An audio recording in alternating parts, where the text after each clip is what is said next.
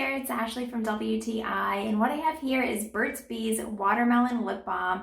As you know, Burt's Bees products are 100% responsibly sourced and natural. The source of this, of course, is beeswax, and what I really love about Burt's Bees lip balm is that it's really moisturizing and it lasts all day. I love the feel of this. I like that it is watermelon scented. However, it does not taste like watermelon. It almost has no taste at all, but you can certainly smell the watermelon of this. I like the consistency. It's very smooth when you put it on.